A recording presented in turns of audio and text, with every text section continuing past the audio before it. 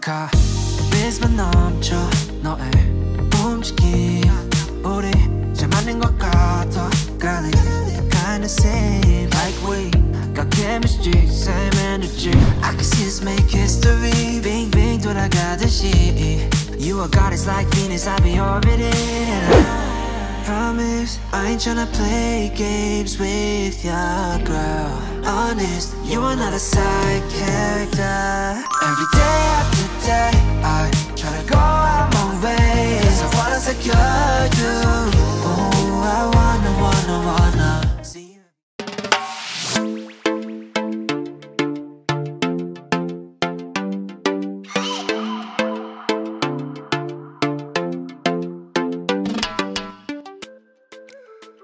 So nakakita tayo ng pagbe-breakfastan dito sa tapat ng SM City Iloilo. And ang tawag dito is Cafe Soul. So nakita ko siya kasi nag-CR din ako. Around lang siya pagkatawid ng footbridge. So makikita nyo na kagad yung CR dyan sa may parking. Then dito, dumiretso na ako sa Cafe Soul para mag-breakfast muna. So ang in-order ko ay yung cafe latte na ice tsaka yung choco butter bread. So yung cafe latte is 145 pesos. Ay, the choco butter bread nila is 195 pesos. So ito yung kanilang menu, papakita ko sa inyo guys. Ayan, welcome to Cafe Soul. Ayan o, Korean na Korean yung dating. Ayan, tapos ito pa, coffee time. Ito yung kanilang menu. May coffee, hot and ice. Tas non-coffee meron din. Ano ba? Juice or tea. Ayan. Tapos may milk tea din sila. So next. Ano, may frap din sila guys. And smoothie, bingsu, tsaka drinks. And also meron din mga meals. Ayan, medyo marami to guys. So hindi ko nababasahin isa-isa.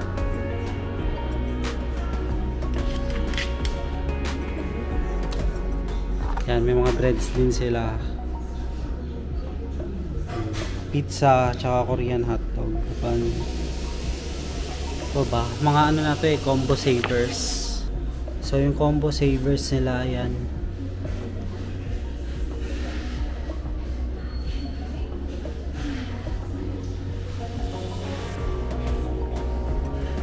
So I think yun lang yung kanilang menu. So tingnan nyo naman guys yung kanilang design, no? Diba? Aesthetic feels. Yan, sa baba lang ito ng SM Strata dito sa tapat ng SM City Iloilo. So yan, may mga design din sila sa dingding.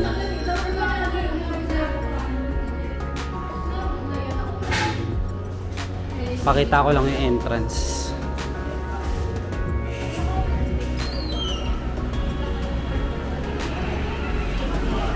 Ayan.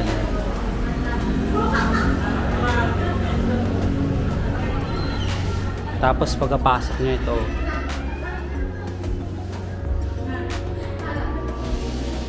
ang ganda ng design nila guys, diba?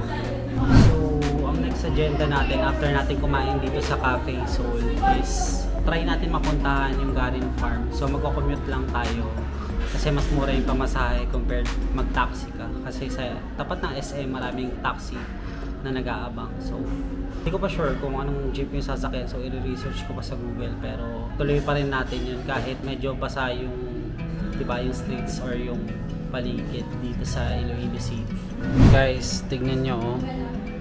Ang mura lang ng grab car papunta sa Garin Farm. So baka hindi na tayo mag-commute, mag-grab car na lang tayo from ano yun?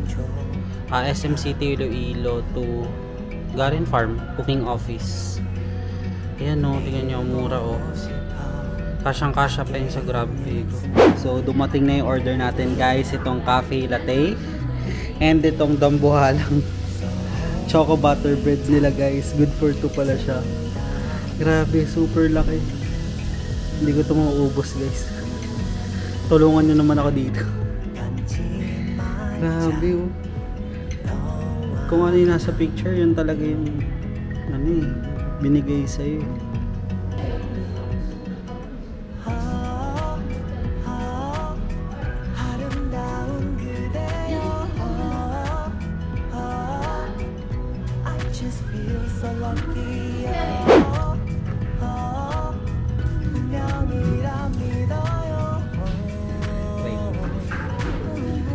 Laki pala na sa review nila guys.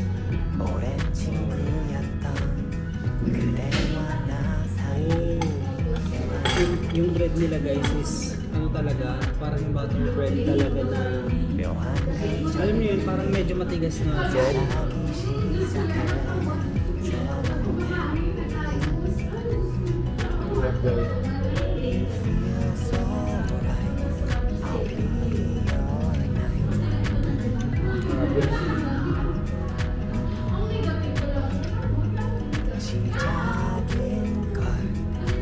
Solid yung lasa niya guys, so hindi ko talaga maubos na guys, so ang dami yung serving nila.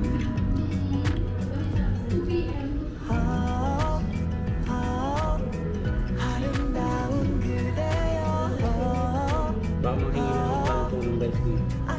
Joke lang. Grabe yung sarap. Yung sarap.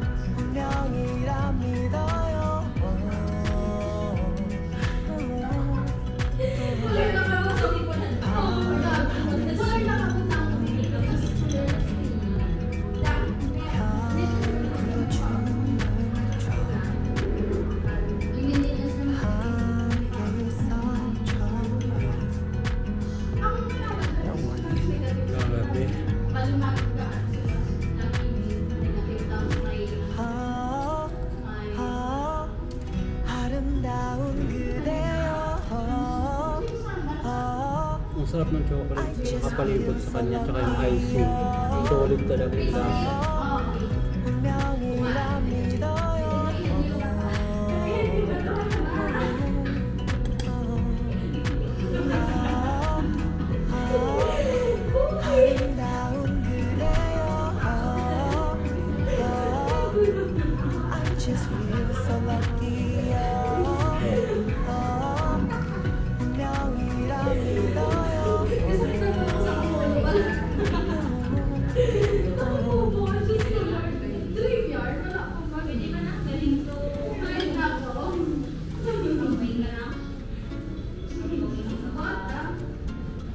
Guys, hindi ko talaga maubos-ubos tong serving ng choco butter bread nila oh. Ang dami pa guys, tingnan nyo. Wait lang, flip ko lang. Ayan oh, oh tingnan nyo. Ang dami pa. Grabe, hindi ako na-inform, pang 3 tao pala ito.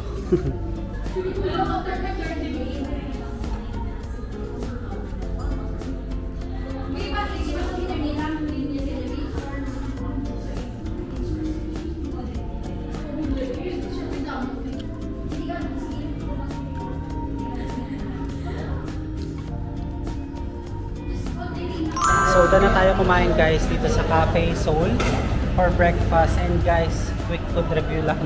Nagulat talaga ako sa serving nila dun sa garlic tuloy, sa choco butter bread nila.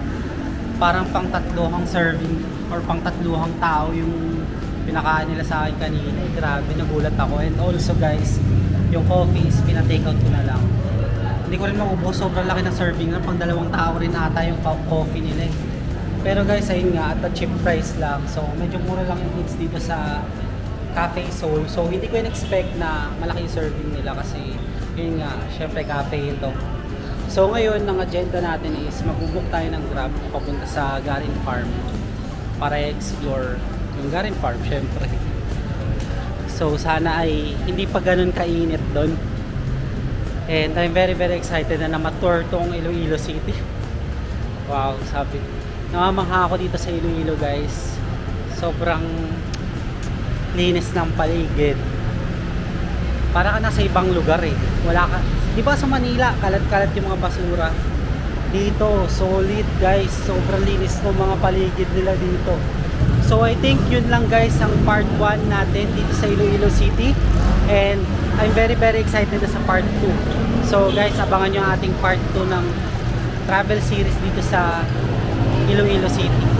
So guys, kung nagustuhan nyo itong video na to or kung nagustuhan nyo itong journey ko from Manila to Iloilo, don't forget to follow me on my Instagram and Facebook page at Lost Furukawa. And if you want to do business or sponsorship with me, you can email me at lostfurukawa19@gmail.com. And guys, don't forget to hit like, subscribe, and notification bell para updated kayo sa mga bagong Iloilo vlogs ko. That's it guys, I really appreciate you being here. Let's start on another Iloilo adventure again, the next one. So, hindi ako mapagbabay, pero babay na guys kasi may hawak ako.